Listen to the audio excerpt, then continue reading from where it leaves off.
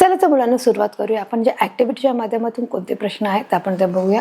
बघा, तुम्हाला इथे प्रश्न विचारले गेले, 2 ऑप्शन आहेत. या 2 ऑप्शनपैकी मुलांना आपलं जे एक करेक्ट आन्सर असणार आहे आपण ते देखील पाहणार आहोत. इथे लिहिले read the question and click on the right answer. इथे दिलं आहे की जे रीड द क्वेश्चन, तुम्हाला क्वेश्चन वाचायचं आहे आणि योग्य आन्सरवर तुम्हाला क्लिक करायचं आहे. जो आपला पहिला प्रश्न आपण पाहणार आहोत. 28 February is a dash dash day.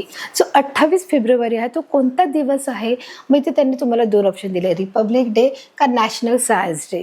आता रिपब्लिक डे हा कधी असतो हेही तुम्हाला माहिती. 26 जानेवारी, 15 ऑगस्ट. जे आपलं 26 जानेवारी आपला रिपब्लिक डे आहे आणि 15 ऑगस्ट हा इंडिपेंडन्स डे आहे. याच्यातला फरक हा आपल्या सर्वांना माहिती आहे. मग इथे रिपब्लिक डे आला, मग रिपब्लिक असू शकतो का? तर नाही, हे आन्सर कसं आहे? रॉंग आहे. मग इथे काय दिलं आहे? National science. नॅशनल सायन्स म्हणजे काय? राष्ट्रीय विज्ञान दिन. मग 28 February is a dash dash day. मग कोणता आहे? साहजिकच आहे, 28 फेब्रुवारी हा कोणता दिवस आहे? नॅशनल सायन्स डे हा आपला असल्यामुळे आपण योग्य उत्तरावर क्लिक करणार आहोत. आपलं नेक्स्ट क्वेश्चन आहे, C V. Raman announced the Raman effect in. C V. Raman announced, मी त्यांनी जे सी.व्ही. रमन होतं त्यांनी रमन इफेक्ट नावाचं जे संशोधन केलं होतं ते कोणत्या वर्षी केलं होतं त्यांनी विचारलेलं आहे. बघा, ते तुम्हाला 2 वर्ष दिलेले आहेत, 1928 आणि 1828. तर यापैकी आपलं जे योग्य उत्तर आहे आपण पाहणार आहोत 1928 का 1828. तर जे आपलं योग्य उत्तर आहे 1928 हे आपलं योग्य उत्तर इथे असणार आहे आणि म्हणून आपण योग्य उत्तरावर इथे क्लिक करणार आहोत. आपला नेक्स्ट क्वेश्चन आहे, जर C V. Raman was elected fellow of dash society in 24. मग कोणत्या सोसायटीच्या माध्यमातून त्यांची निवड केलेली आहे? सहकर्मी म्हणून निवड केलेली आहे. मग इथे तुम्हाला 2 ऑप्शन आहेत, रॉयल आहे का एशियंट आहे. तर या 2 पैकी आपलं योग्य उत्तर काय आहे की बघा, सी.व्ही. Raman was elected. इलेक्टेडचा अर्थ काय? प्रवेश करणे. फॉलोचा अर्थ काय? सहकर्मी, बरोबर. तर सहकारीचा अर्थ म्हणून कोणत्या सोसायटीमधून त्यांना सहकर्मी म्हणून निवड करण्यात आलेली आहे. तर आपलं जे योग्य उत्तर आहे रॉयल आहे का एशियंट आहे? तर या 2 पैकी आपलं रॉयल हे करेक्ट आन्सर असणार आहे. आपला नेक्स्ट क्वेश्चन आहे, रमन वॉज फॅसिनेटेड बाय. फॅसिनेटेडचा अर्थ काय आहे? मोहित करणे. रमन कोणत्या गोष्टीमध्ये मोहित होत होते? तर तुम्हाला इथे 2 ऑप्शन आहेत, नेचर आहे आणि कलरफुल थिंग्स आहेत. या 2 गोष्टीपैकी आपलं योग्य उत्तर काय आहे मुलांनो? नेचर हे आपलं करेक्ट आन्सर इथे असणार आहे. कलरफुल थिंग्स इथे जे आन्सर आलेलं आहे हे रॉंग आहे. इथे नेचरच्या संदर्भात झालेले आहे की त्यांनी आपण ज्या पाठाच्या सुरुवातीला पाहिलं होतं की रमन हे कसे होते? निसर्गाच्या सानिध्यात ते रमणारे होते आणि निसर्गाच्या सानिध्यात जाऊन त्यांना पडणारे जे प्रश्न होते ते देखील आपण इथे पाहत आहोत. आपला नेक्स्ट क्वेश्चन आहे, doctor C V. Raman was born in Tiruchirappalli in the year 1898. हे जे उत्तर आहे की ते डॉक्टर सी.व्ही. रमन होते तिरुचिरापल्लीच्या इथे 1898 मध्ये ते जन्मले होते का? आता तुम्हाला ट्रू आणि फॉल्सच्या माध्यमातून प्रश्नाची उत्तरं विचारलेली आहेत. मग या 2 माध्यमातून प्रश्न विचारले, मग हे उत्तर बरोबर आहे का चूक आहे? तर हे उत्तर कसं आहे? रॉंग आहे. कारण त्यांचं जे बर्थ डेट आहे ती 1888 आहे, म्हणजे 1888 आहे आणि ते दिले 1898 आहे. त्यामुळे हे जे उत्तर आहे चूक आहे. म्हणून आपण काय करणार, इथे चूक देणार आहोत, परंतु इथे ओहो दाखवलं. म्हणजे हे आपलं जे इथे जे कन्सेप्ट आहे, इथले जे बोर्ड आहे त्या बोर्डमध्ये हे काहीतरी मिस्टेक असल्यामुळे हे उत्तर चुकीचं दाखवत आहे. पण आपलं जे रिअल उत्तर आहे 1888 साली डॉक्टर सी.व्ही. रमन यांचा जन्म झालेला आहे आणि त्यामुळे इथे जे ट्रू दाखवलं तर हे उत्तर राईट येत आहे, परंतु हे उत्तर इथे रॉंग आहे. आपलं काय उत्तर आहे मुलांना इथे? 1888 साली डॉक्टर सी.व्ही. रमन यांचा काय झालेला आहे? हा जन्म झाला आहे आणि इथे 1898. मग इथे ट्रू केलं की इथे काय उत्तर आहे? उत्तर येत आहे ट्रू, म्हणून इथे उत्तर येत आहे, परंतु हे उत्तर रॉंग आहे. आपला नेक्स्ट क्वेश्चन आहे, Raman won a Nobel prize for physics in 1930. त्यांनी विचारलेलं आहे की रमन यांना जो नोबेल पुरस्कार जो देण्यात आला होता फिजिक्समधला तो 1930 मध्ये दिला होता का? असं त्यांनी विचारलं आहे. ट्रू आणि फॉल्स. त्याचं जे उत्तर काय आहे? बरोबर. ट्रू आणि फॉल्स म्हणजे चूक आहे, ट्रू म्हणजे बरोबर आहे. Raman won a Nobel prize for physics. भौतिकशास्त्रासाठी त्यांनी जो नोबेल पुरस्कार त्यांना मिळाला होता तो 1930 मध्ये मिळाला आहे का? तर आपलं उत्तर काय आहे? इथे ट्रू आहे, बरोबर. पण इथे काय दाखवत आहेत? फॉल्स दाखवत, म्हणजे इथे हे उत्तर रॉंग दाखवत आहेत. त्याच्यामध्ये प्रिंटिंग मिस्टेक असल्यामुळे हा प्रॉब्लेम झालेला आहे, परंतु जे आपलं उत्तर आहे ट्रू आहे आणि म्हणून Raman won a Nobel prize for physics in 1930. आपला नेक्स्ट क्वेश्चन आहे, the equipment use by doctor Raman to prove is theory costed him 1000 of rupees. की आपला प्रयोग सिद्ध करण्यासाठी त्यांनी कमीत कमी पैशामध्ये किंवा तुटपुंजा पैशामध्ये देखील तो प्रयोग त्यांनी सिद्ध केला होता का? तर इक्विपमेंट म्हणजे जे उपकरणे आहेत की ते उपकरणे त्यांनी जी घेतली होती ते फक्त केवळ 200 रुपयांमधून ते उपकरणं घेऊन त्यांनी आपला प्रयोग सुरुवात केली होती आणि तो प्रयोग त्यांनी पूर्ण केलेला होता. इक्विपमेंटचा अर्थ काय आहे मुलांनो? उपकरणे आहे. डॉक्टर रमन प्रूफ म्हणजे सिद्ध करणे, थेरी म्हणजे त्याचा जो सिद्धांत आहे, कॉस्टेड हिम 1000 ऑफ रुपीज. मग त्यांनी सांगितलं 1000 रुपीजमध्ये त्यांनी केला होता का? True or false? तर हे उत्तर कसं आहे? फॉल्स आहे. म्हणजे त्यांनी किती केला होता? 200 रुपीजला केला होता. म्हणून इथे किती आहे? 1000 आहे. त्याच्यामुळे जे आपला आन्सर आहे ते काय आहे? रॉंग आहे आणि म्हणून रॉंग आन्सरवर आपण क्लिक करणार आहोत.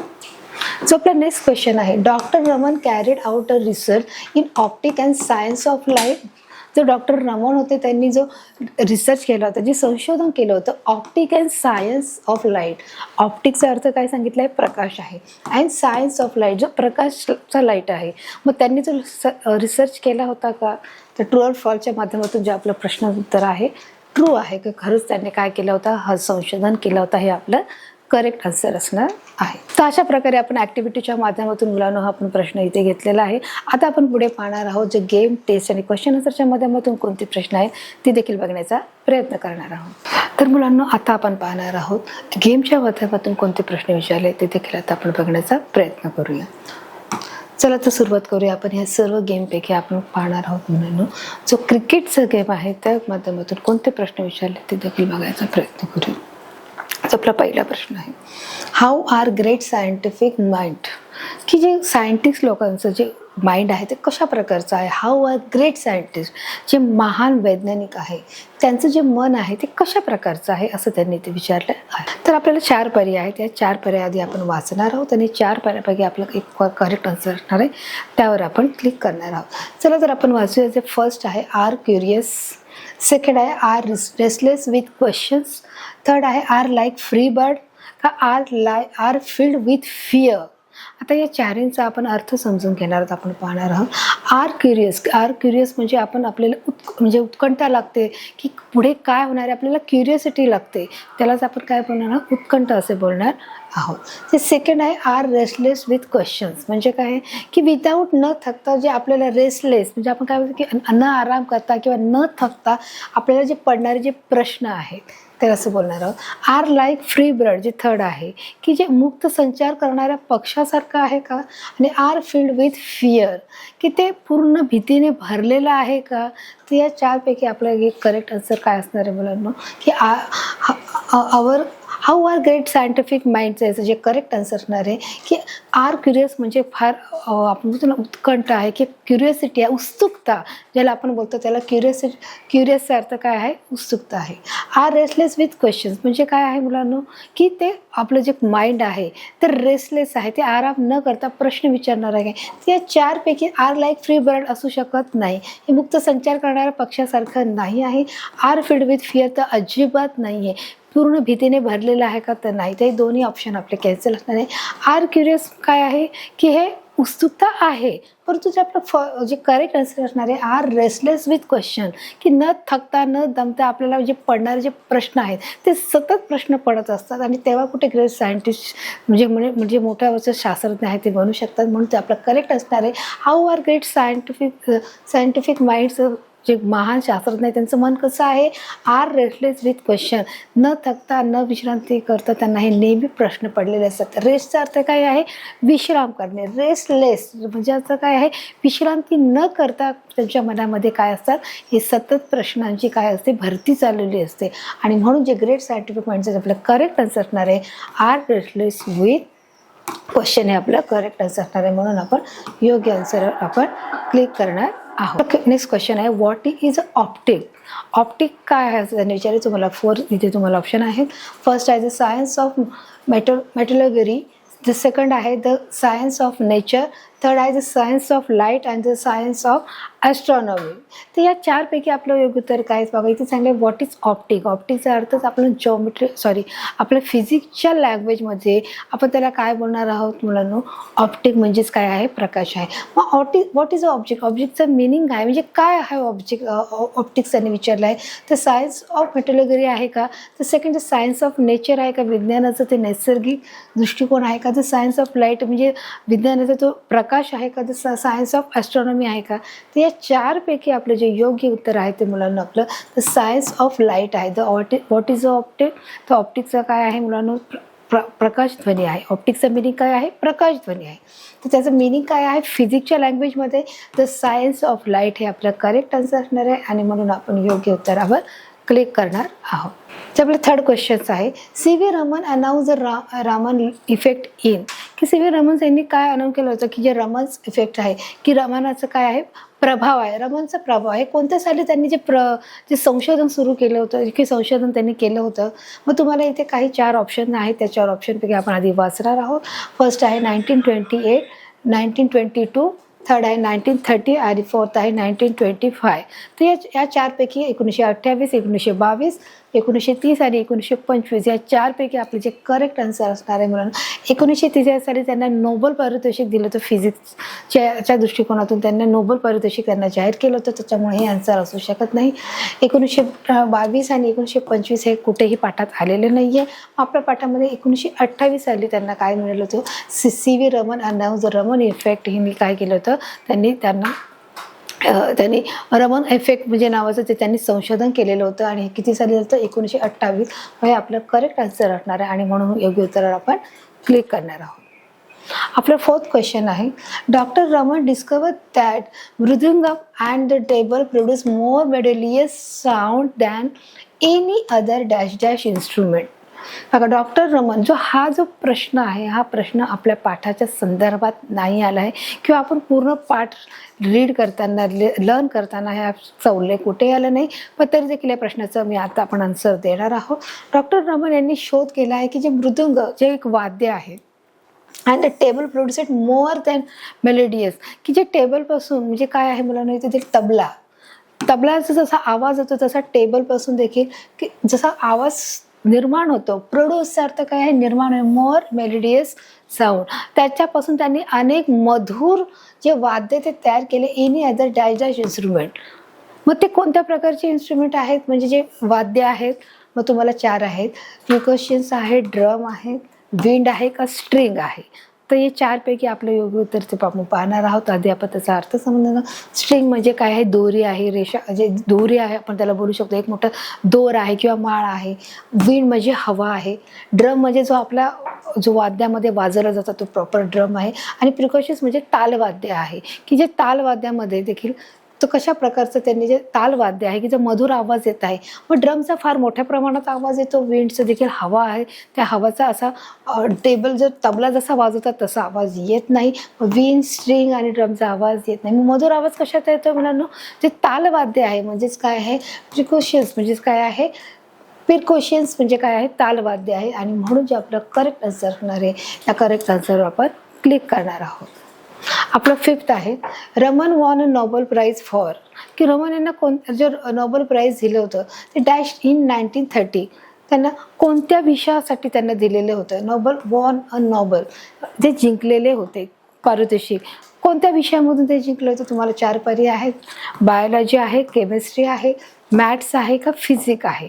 तर या 4 पैकी जे आपलं ऑप्शन करेक्ट असणार तुम्हाला माहिती आहे. फिजिक्स म्हणजे भौतिकशास्त्र, मॅथ्स म्हणजे आपलं गणित आहे, केमिस्ट्री म्हणजे रसायनशास्त्र आणि बायोलॉजी म्हणजे जीवशास्त्र आहे. त्या 4 पैकी आपलं योग्य उत्तर आहे Raman won a Nobel prize for physics in 1930 मध्ये. तर आपल्या करेक्ट आन्सरवर आपण काय करणार आहोत, क्लिक करणार आहोत. अशा प्रकारे आपले 5चे 5 प्रश्न उत्तर इथे सोडून झालेले आहेत. आता आपण टेस्टच्या माध्यमातून प्रश्न उत्तर घेणार आहोत. ते कोणते प्रश्न आहेत ते देखील बघायचा आपण प्रयत्न करणार आहोत. बघा आपला पहिला प्रश्न आहे how are great scientist mind. की सायंटिस्ट लोकांचं जे माइंड आहे ते कशा प्रकारे आहे. तुम्हाला 4 इथेही ऑप्शन आहेत ते आपण वाचणार आहोत. आर क्युरियस, फर्स्ट आहे are like free bird, third आहे आर रेस्टलेस विथ क्वेश्चन आहे आणि fourth are filled with fear आहे. तर या चारपैकी आपलं योग्य उत्तर काय तुम्हाला माहीत आहे मुलांनो, की जे इथे 4 ऑप्शन आहेत. आर फिल्ड विथ फिअर म्हणजे पूर्ण भीतीने भरलेलं आहे का?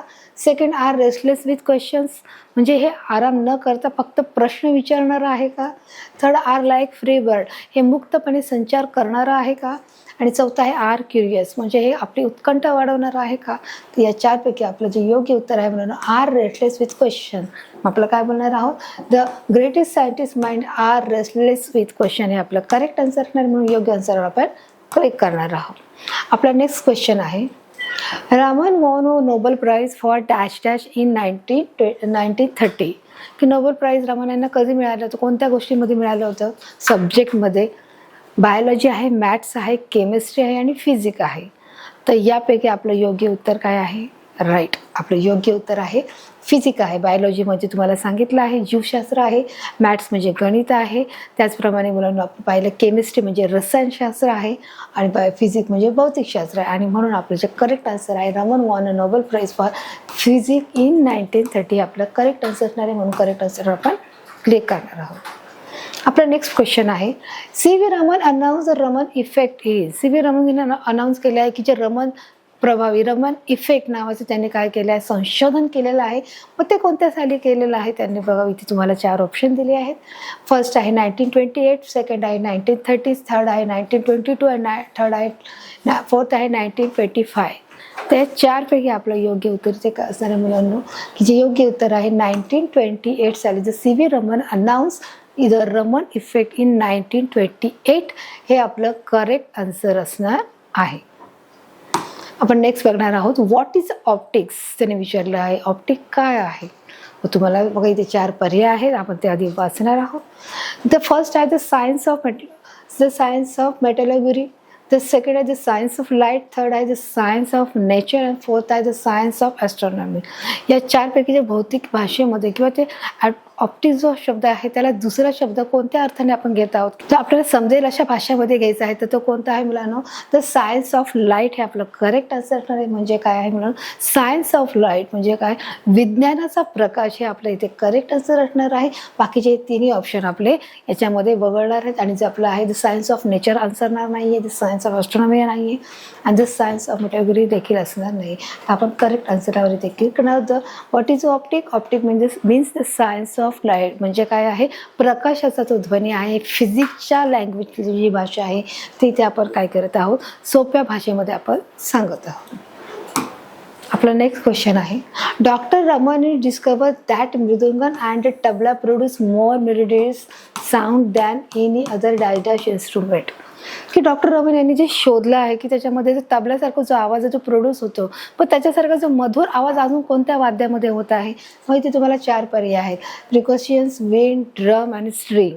स्ट्रिंगचा अर्थ काय आहे? दोरी असू शकतो, जे दोरखंड आहे, जी बारीक माळ आहे तो होऊ शकतो. ड्रम म्हणजे जो मोठ्याने आवाज येतो. विंड म्हणजे हवा आहे. इथे जो फोर्थ आहे प्रिकॉशियस म्हणजे काय आहे म्हणून तालवाद्य आहे.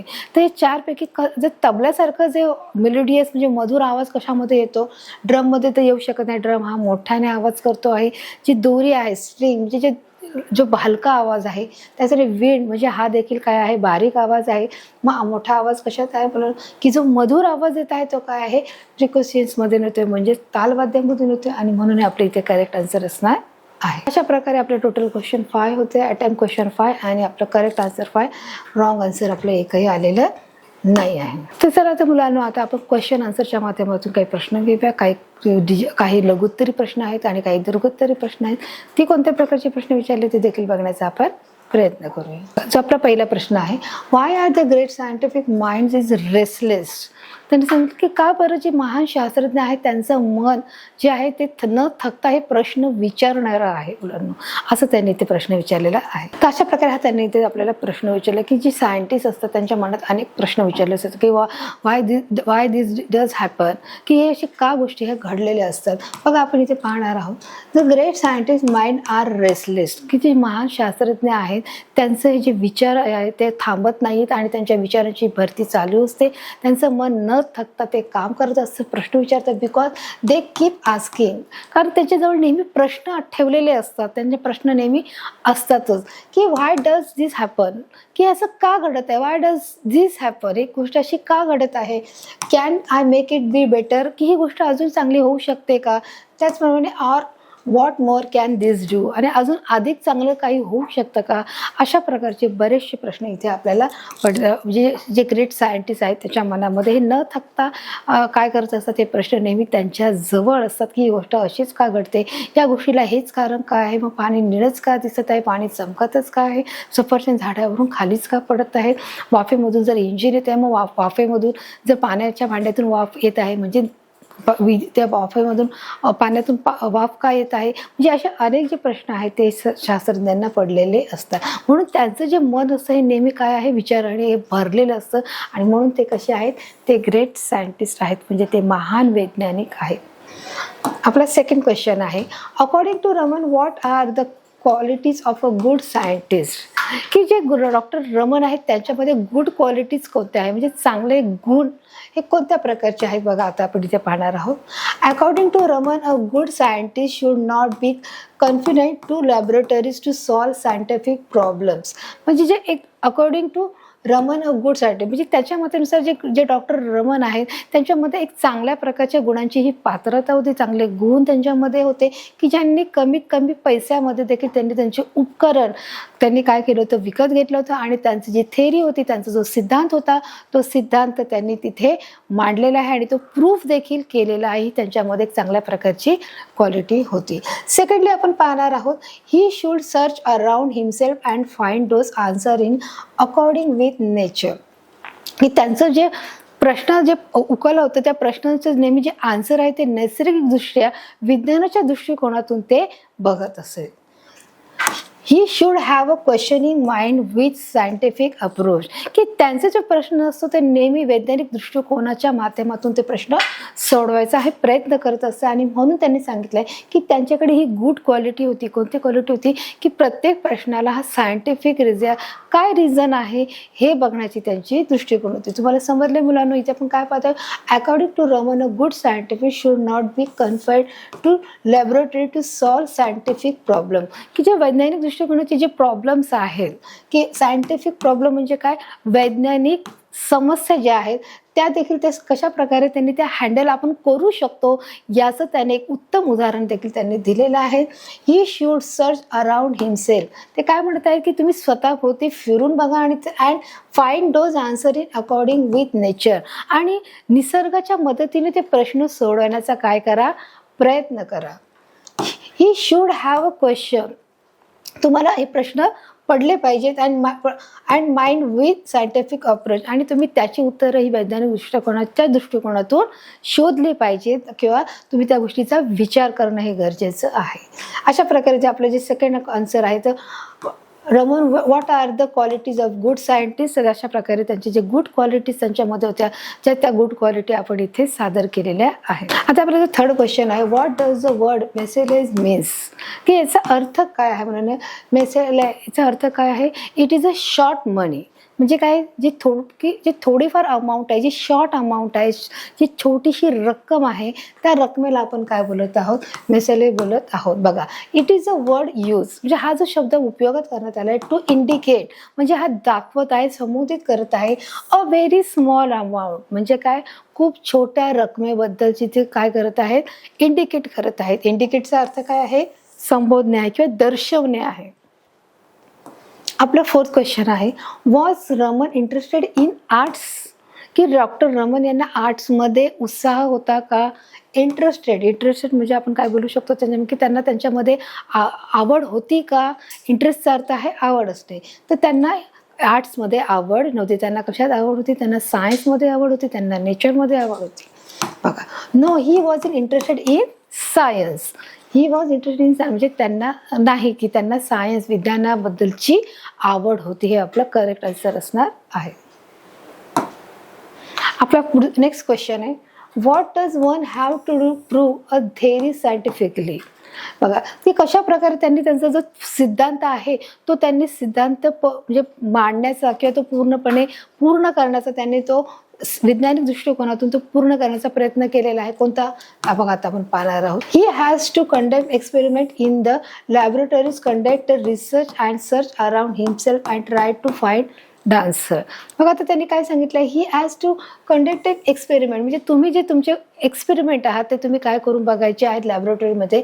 कंडक्ट रिसर्च आणि त्याच्यावर तुम्ही रिसर्च करायचं आहे, संशोधन करायचं आहे आणि search around himself and try to find the answer. आणि तुम्ही स्वतःभोवती ते फिरून बघायचं आहे, ते शोधायचं आहे आणि निसर्गाच्या सानिध्यातून किंवा निसर्गाच्या दृष्टिकोनातून त्याचं तुम्ही उत्तर देखील काढायचा प्रयत्न करायचा आहे. जो आपला नेक्स्ट क्वेश्चन आहे, what won Raman the Nobel prize for physics in 1930. की डॉक्टर रमन यांना कोणत्या गोष्टीसाठी जो नोबेल प्राइज मिळाला होता 1930मध्ये. तर त्यांनी जे रोमन इफेक्ट नावाचं जे संशोधन त्यांनी केलं होतं त्याच्यासाठी त्यांना हा नोबेल प्राइज मिळाला होता. बघा आपण पाहणार आहोत. For is discover of the Raman effect. For is म्हणजे त्यांनी शोधला होता. डिस्कवरचा अर्थ काय, डिस्कवर म्हणजे शोध आणि डिस्कवरी म्हणजे शोधणे आहे. तर फॉर इज डिस्कवरी त्यांनी शोधलेलं आहे द रमन इफेक्ट नावाचं जे त्यांनी संशोधन केलं त्याच्यामध्ये त्यांनी शोधलेलं आहे आणि म्हणून त्याला जे नोबेल प्राइज मिळालेलं आहे. आपला नेक्स्ट क्वेश्चन आहे, why was 28 February declare as national science day. की नॅशनल सायन्स डे म्हणजे राष्ट्रीय विज्ञान दिवस हा 28 फेब्रुवारीला का साजरा केला जातो. व्हाय त्याच्याजण विचारलेलं आहे. Because doctor Raman discovered the Raman effect on the that day. कारण त्यांनी जो रमन इफेक्ट नावाचं जे संशोधन त्या दिवशी त्यांनी केलेलं होतं आणि म्हणून त्यांना जो नॅशनल आपला जो विज्ञान दिवस आहे, राष्ट्रीय विज्ञान दिवस हा त्या दिवशी साजरा केलेला आहे. बघा व्हाय वॉज 28 फेब्रुवारी 28 फेब्रुवारी हा आपला विज्ञान दिवस आहे, राष्ट्रीय विज्ञान दिवस आहे. Declare as national science day. मग तो का डिक्लेअर करण्यात आला आहे, कारण त्याच दिवशी त्यांनी काय केलं आहे, same day because doctor Raman discovered the Raman effect on that day. की त्या दिवशी त्यांनी काय केलं आहे, रमन इफेक्ट जे संशोधन आहे त्या दिवशी त्यांनी ते केलेलं होतं आणि म्हणून तेव्हापासून जो राष्ट्रीय विज्ञान दिवस हा तेव्हा साजरा केलेला आहे. तर अशा प्रकारचे बोलून आपण या पाठामधले असलेले जे क्वेश्चन आन्सर आहेत, ॲक्टिव्हिटी गेम आहे, टेस्ट आहे आणि क्वेश्चन आन्सर आहे आपण या पाठाच्या माध्यमातून सोडलेलं आहे. त्याचप्रमाणे या पाठाच्या माध्यमात असलेले जे आपण एक्सप्लेनेशन पाहिलं, इंट्रोडक्शन बघितलं, एक्सप्लेनेशन बघितलं आणि एक्सप्लेनेशनच्या माध्यमातून जे कठीण शब्द आले आहेत ते देखील आपण याच्यामध्ये समजून घेतले आहेत आणि आपलं जर पूर्ण लेसन लर्न झाल्यानंतर जे कठीण शब्द आले आहेत, जे मिनिंग वर्ड आलेले आहेत, जे वर्ड मिनिंग ते देखील आपण व्यवस्थितरित्या समजून घेतलेलं आहे. त्याचा देखील आपण व्यवस्थित स्पष्टीकरण केलं आहे. त्याचप्रमाणे जे क्वेश्चन आन्सर आहेत ते देखील आपण व्यवस्थित समजून घेतलेले आहेत. तर मुलांनो हा पाठ मी तुम्हाला चित्रीकरणाच्या माध्यमातून हा अधिक सोप्या भाषेत हा तुम्हाला मी समजून सांगितलं आहे आणि तो तुम्हाला समजला आहे मला पूर्ण खात्री आहे. भेटूया एका नवीन पाठाकडे, एका नवीन भागाकडे. तोपर्यंत धन्यवाद.